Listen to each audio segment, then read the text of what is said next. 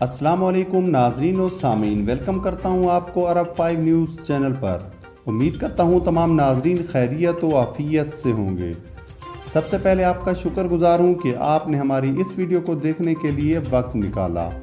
बढ़ते हैं आज की हेडलाइंस की जानिब। उम्रा ज़ायरीन के लिए पहली फ़्लाइट सऊदी अरब के लिए कब रवाना होगी, कन्फर्म महीना और तारीख क्या होगी।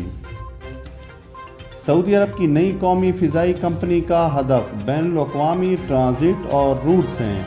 ये फ़िज़ाई कंपनी किस हद तक मुल्क को मजबूत कर सकती है।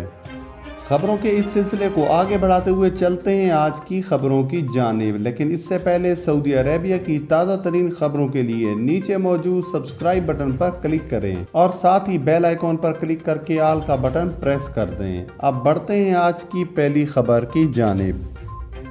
सऊदी अरब की नई कौमी फ़िज़ाई कंपनी का हदफ बैनुल-अक़वामी ट्रांजिट मुसाफिर हैं और इससे इलाकाई मुसाफकत में मुल्क की पोजीशन मजबूत होगी। नई सऊदी फ़िज़ाई कंपनी का सदर दफ्तर रियाज में होगा। सऊदी पब्लिक इन्वेस्टमेंट फ़ंड इसकी तासीस में मदद कर सकता है। सऊदी सरकारी खबर रसां एजेंसी के मुताबिक वली शहजादा मोहम्मद बिन सुलेमान का कहना है कि national transport and logistic strategy में 250 से ज़ायद बैनुल-अक़वामी फ़िज़ाई रूट्स का इजाफा और फ़िज़ाई कार्गो की गुंजाइश सालाना 45 लाख टन तक पहुँचाना शामिल है।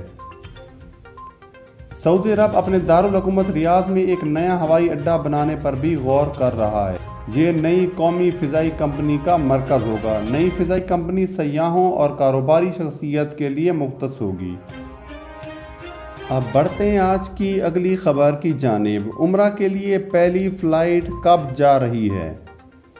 इंशाअल्लाह 9 सितंबर 2021 से बाकायदा उम्रे की अदायगी शुरू हो जाएगी।